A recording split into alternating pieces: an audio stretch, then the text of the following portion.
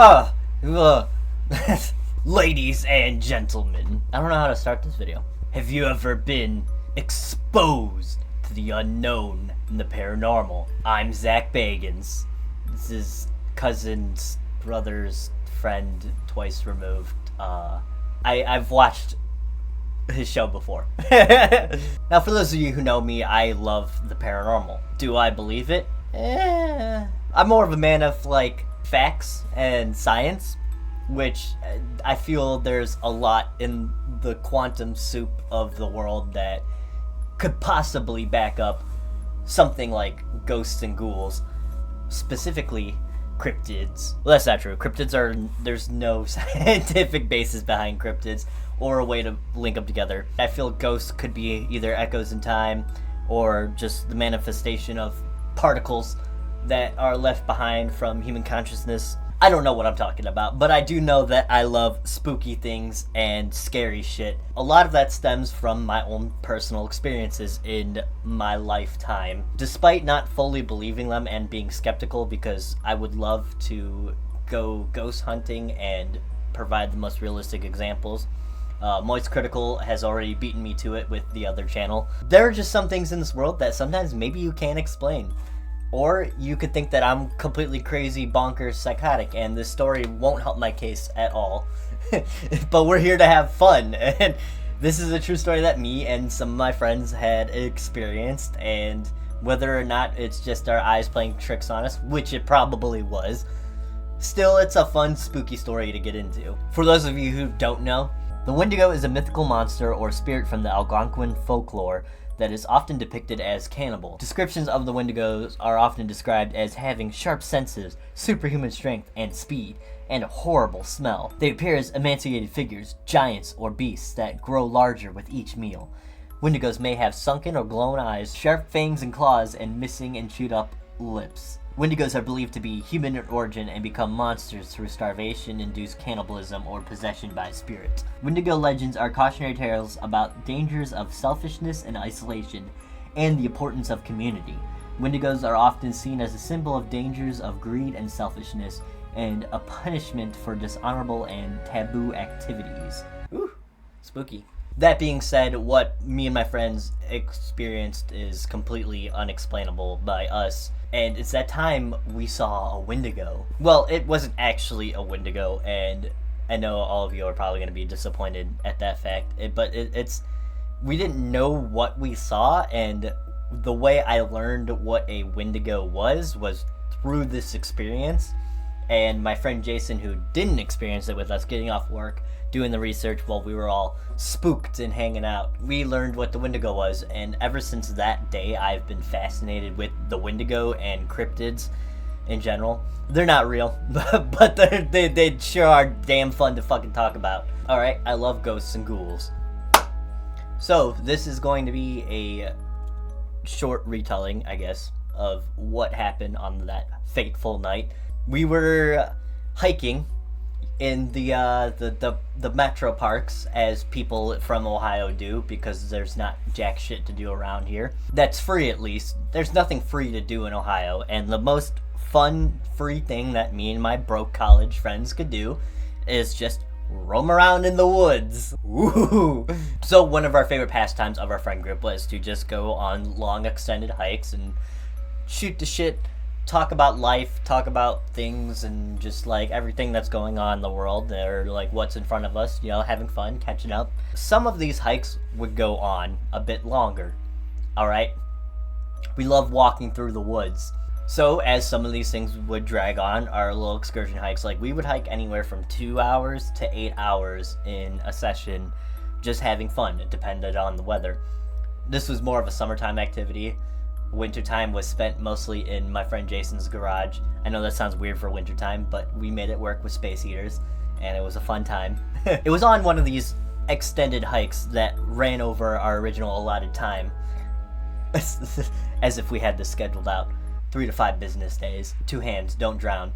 We hiked till the sun went down. So the sun had gone down, and we decided, oh shit, we should probably start heading back now. The park closes at dusk or after the sun goes down.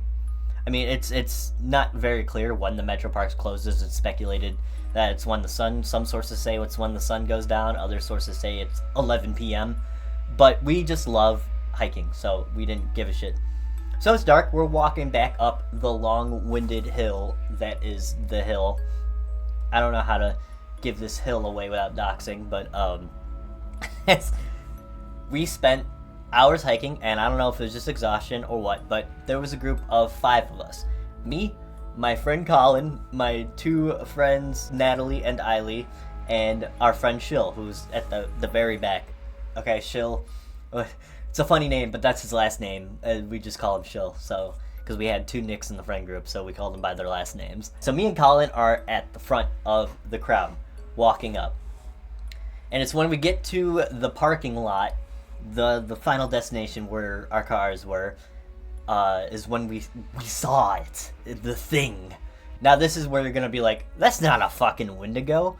That's not at all what a Wendigo looks like. I know, but we saw a spooky entity in the woods. Whether you believe me or not, I'm gonna explain. It could have been a deer, and we could have just been absolutely blasted. And by that I mean we're just dumb, and it was dark. I don't know. The vibe of the moment and what we were seeing was just bewildering. So we're walking back to the cars, and in this parking lot layout, I'm going to throw up maybe like a little example on Google Maps. But you had the cars on the left side of the trail we were on, and the woods on the right side, or like the pavilion eating area on the right side.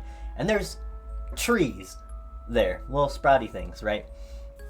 So me and Colin at the head of the group were walking, and then suddenly, from out of what looked like it came from behind one of the cars, was a thing that stood up to be about 7 feet tall, is the best way I could describe it. And it like kind of grew from like a small size to a larger size, and it had a very thin torso. It walked on all 4s, and the thing was, its torso was like 7 feet in the air, and the rest was just limbs. And then it had a little head. Think like a stick figure walking on all 4s, but some kid drew his arms too long. So we saw that, except it was pitch black, like a shadow being, if you will. If for those of you who believe in sleep paralysis demons and shadow beings. It was a 7-foot tall shadow being, but it was also 2-dimensional. And that could just be the fact that it was dark, but there was street lights in the parking lot, and the street light came down onto this entity, and it was like absorbing all of the lights around it, allegedly.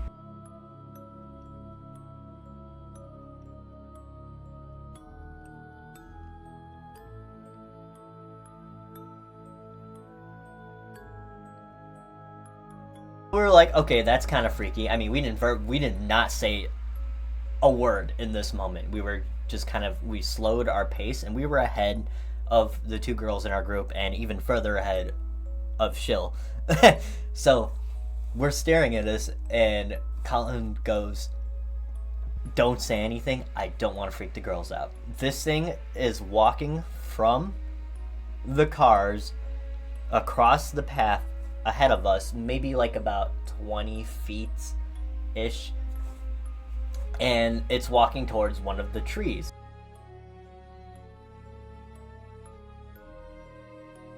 Now, this is where I expected to see it walk, past the tree, as one would in this corporeal realm we live in. But instead of walking in a 3rd dimension past the tree, it walked into the tree.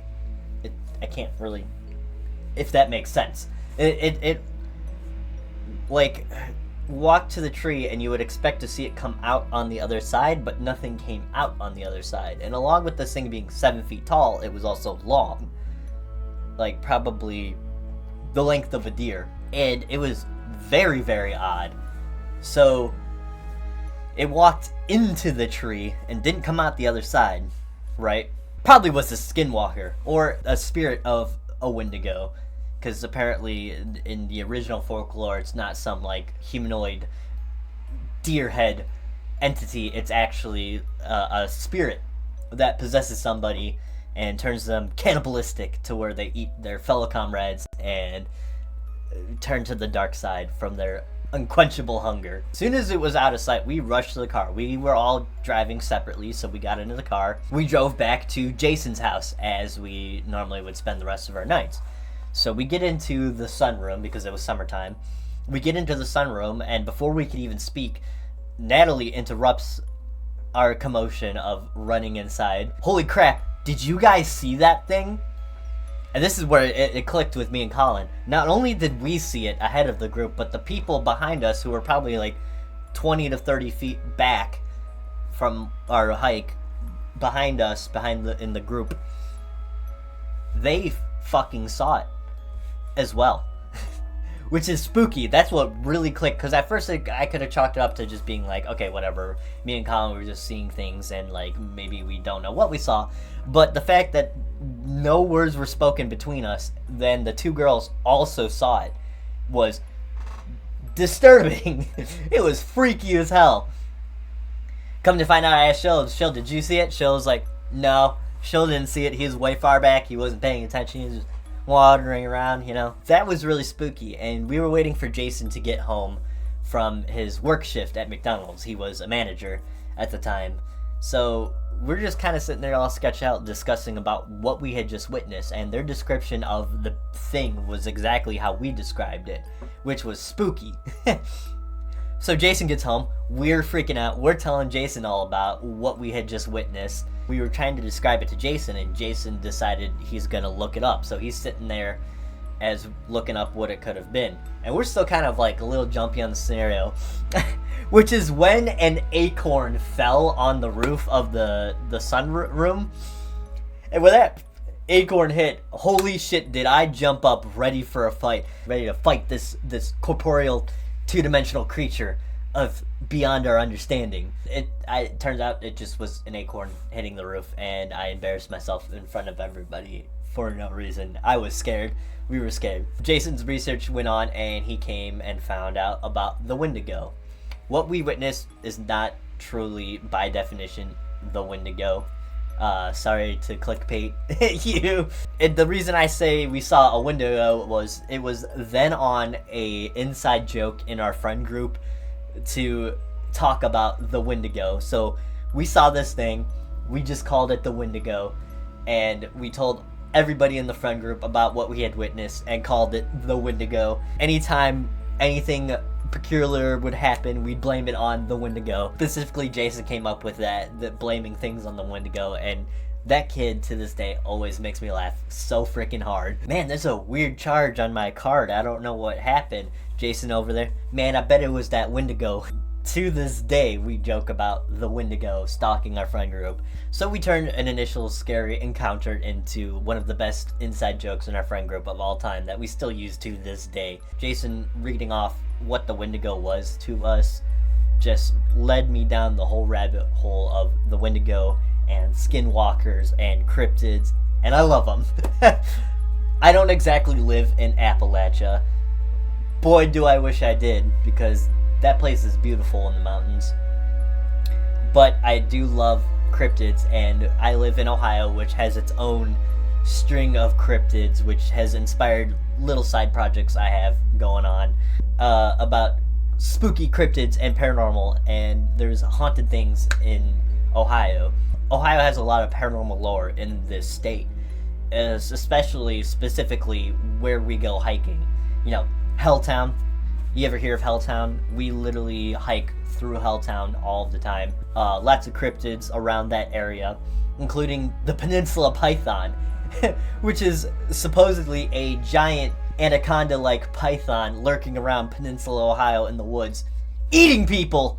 And I thought I had seen the Peninsula Python one day because we saw a massive snake. I'd never seen a snake this big. It turns out that when I watched the footage back of that snake, it's a lot smaller than I remember it in my noodle. Big black danger noodle. Slowly. Oh, he's... You can just hear him. Should we take him home?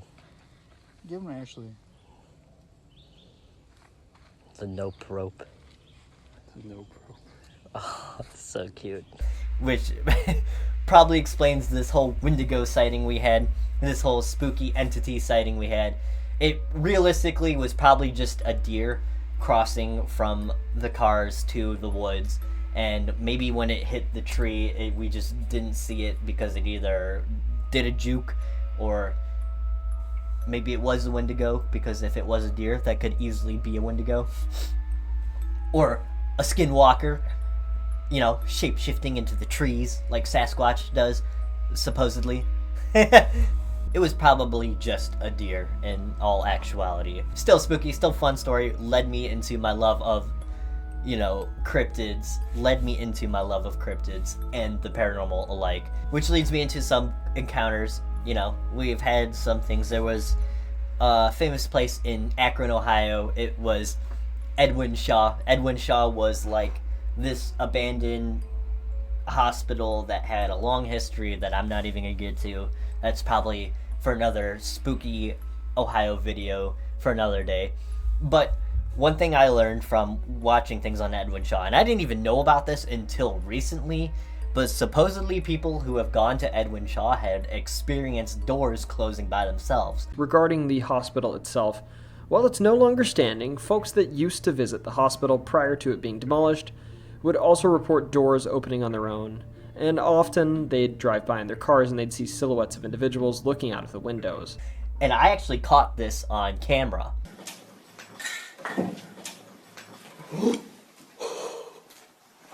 I got that. It just moved by itself.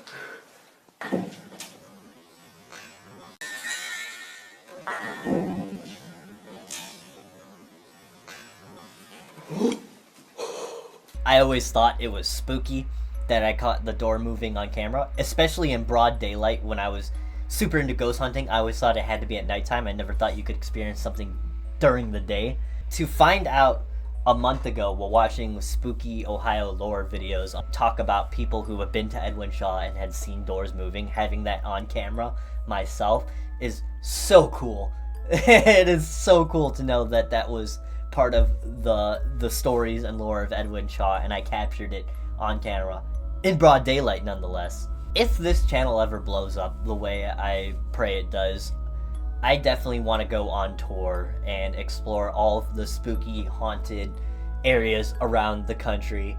You know, Alcatraz, all the spooky things. The closest one, Mansfield Prison in Ohio, I could realistically do at any time. Maybe even do a tour of like the most popular ghost adventure spots to see how much Zach Bagans faked in his paranormal videos, because, you know, they're doing it for a TV show. Sometimes they claim that some of it was real, but a lot of it was faked simply because of the fact that they would go to a location, nothing would happen, and the studio would be like, well, hey, we need an episode, go back and fake it. We'll see how much is actually real, if any of it is real.